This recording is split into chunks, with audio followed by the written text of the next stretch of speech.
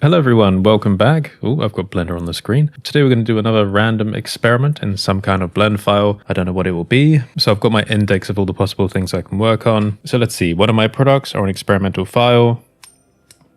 That's a product. Oh, this is an interesting one. Okay, so I'm not going to say the actual name of this project because I don't want anyone to steal it before I actually make and release it. So I had this idea for a Blender resource pack where after doing a whole bunch of lighting stuff over the last couple of years, I've seen so many really cool minimalist environments. They're just basic surfaces, but the lighting is so pristine that even though it's kind of liminal in a weird way, it still feels completely real, or there's something ethereal about it that you get a reaction to looking at it that you just don't really get with anything else. And it got me thinking about what is the minimum viable detail to achieve a feeling like that with a 3D scene. And then I thought, okay, so as a creative experiment, if we built scenes like that in that style, in theory, they would also be interesting starting points for lighting again, or set design, scene dressing, whatever. It's a difficult thing to describe without showing you. So I wonder if I should try and find some references first or just put together a quick demo. But anyway, the idea was to have a pack of environments, or maybe even have some environments that could be segmented down so they're actually constructible. It'd be like how if you were doing a modular skate park, you'd have half pipes and dips and stuff like that. But with the intention being that it would construct an interesting minimalist environment that would kind of stimulate that liminal sensation. So it's a bit of a strange idea, but I think it's one of the coolest if it's done right. Now, when I said minimal environment, it doesn't necessarily have to be completely minimal. For example, if I bring this up, imagine environments made of rocky pieces like this, but instead of them actually having texture, they're literally just plain. It's the interesting color here. If they're plain, it also works quite well because the color of the lighting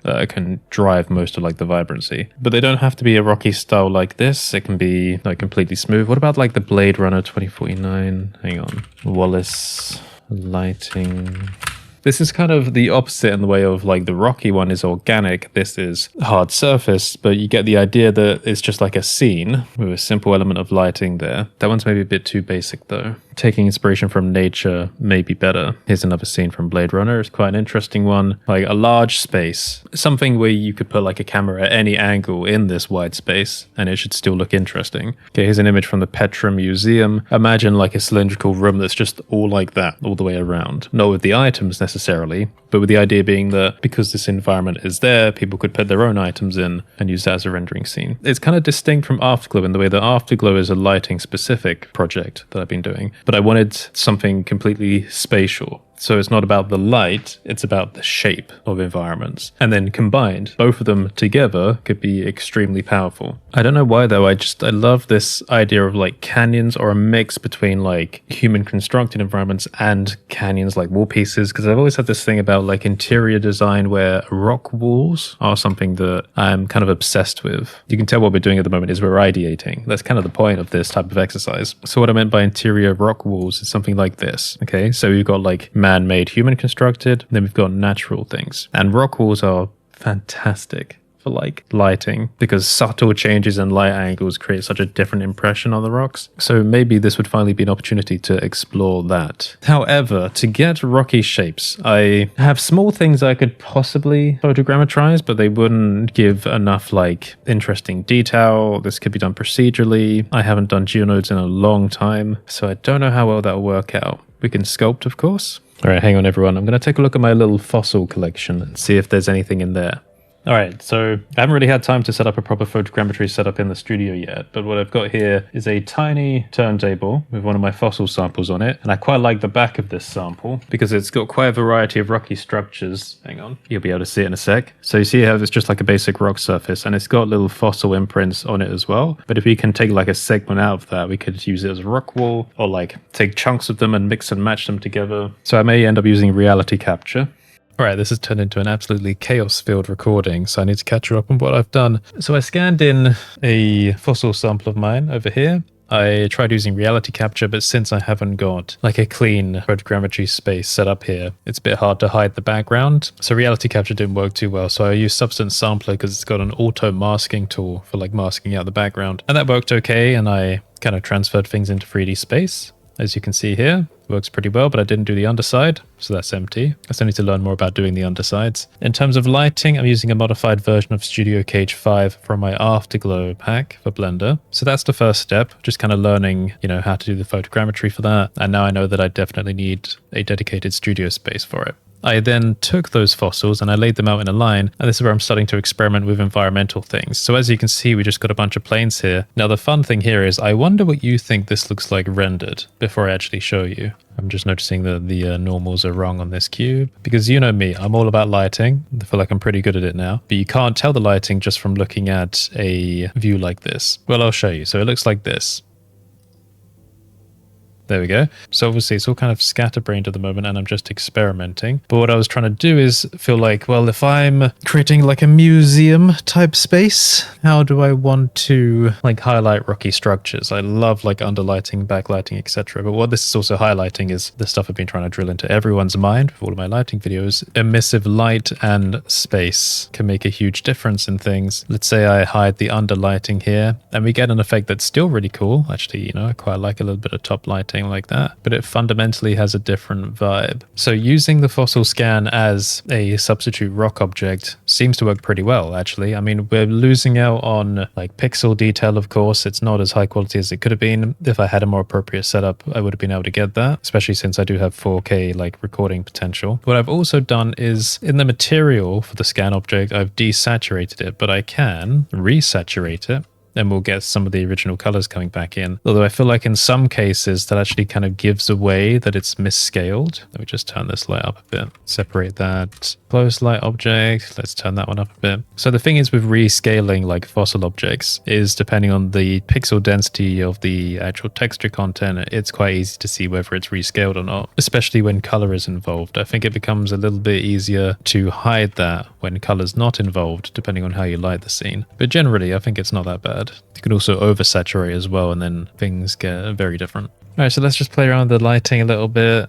Turn that down slightly, maybe bring the underlighting back in. I did have it a little bit orange to start with. Maybe bring the light bars back in a little bit. I'm trying to think about what I want to do here, because the problem is I was thinking about obviously like simplistic scenes, simplistic objects, things which were non-textured for the idea of this product. But then when I sit in a scene like this, I get carried away. But I have this method that I call proof casing. I think I've mentioned it before, which is where as I'm working on like an asset pack for something, sometimes I get carried away and I make a piece of artwork with it. But then after the fact, you can deconstruct the artwork afterwards into more useful, simplified things. And I call that proof casing. So proof of concept and use case, proof case. So maybe I'll think about kind of doing this as a version of that. So what I'll say is for the sake of keeping the video relatively consistent, I'll experiment a bit more and then I'll probably put the file up on Patreon and then think of it as like a kind of first step or a first stage in ideation towards whatever this resource pack is going to be.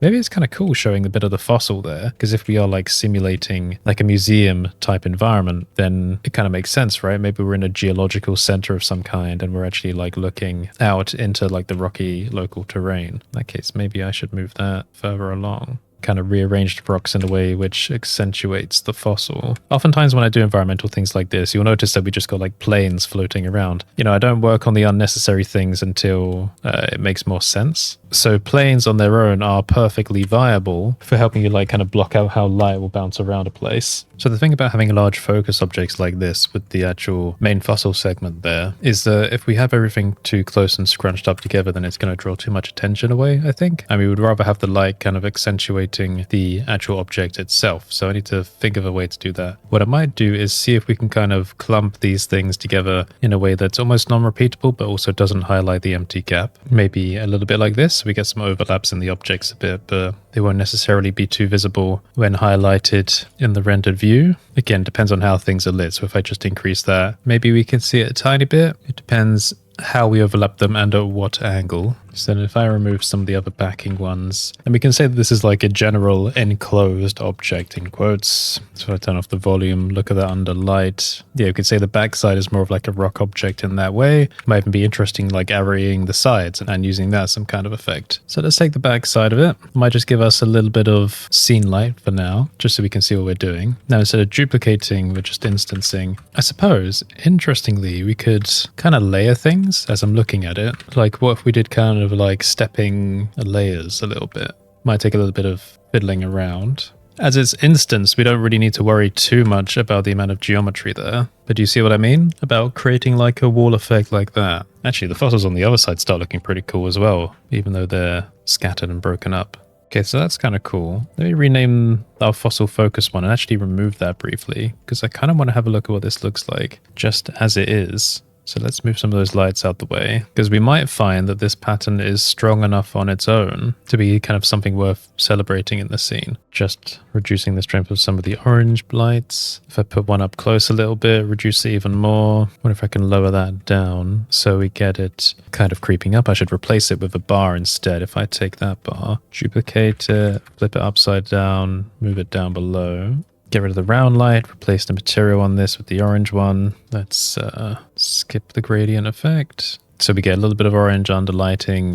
Don't want it too strong. Let's get rid of that orange one there. In volume, it probably looks quite good. Maybe let's move these lights further away. They could be for something else, like a corner of a room or something as we see it go around. Let's add some more of these rock objects. It'd be better to do like a little variation on the style. So let me do a little bit of like relayering and taking the first group and then moving that down as well, just to add a bit more of like a backbone to it, should we say. Let's do this one a little bit more. Okay, let's see how that feels. These layers are perhaps reflecting a bit too much flat light, so just gonna make a few modifications here to flatten them along the rock face a bit. Okay, interesting. I turned the volume off again briefly, but let's think about the best way to light this. Close up, further away, or just let like the underlighting do most of the heavy lifting. Let's see what that looks like if we increase that. I mean, it is kind of cool to have like a strong underlight, but having it too strong is a bit unreasonable. Although it doesn't have to be orange, it can be anything, any kind of color. Blue is cool. It's getting a bit like Tron vibey there, so it depends on like the preference and the mood you want to go for. I think I do prefer the idea of having like a bar on top as well. Yeah, just to kind of highlight the texture surfaces a bit. Okay, let's bring our distant light back a little bit. Maybe they help to provide some of the kind of light detail on the rock. Creating material for the planes just in the meantime before I do anything with them, just to get like a kind of base color or shade rather down a bit. Let's get a bit of volume going back in to give it a bit more atmospheric. No, I like the idea of our scene kind of going off and around the left a little bit. So maybe I can try doing a bit of that. Let me see what happens if I replicate this further down. I've joined all of the rocks together now, just to make it easier to move it as an entire wall, as we see. I also noticed there's an overlapping issue with this rock as well, so let me just grab that.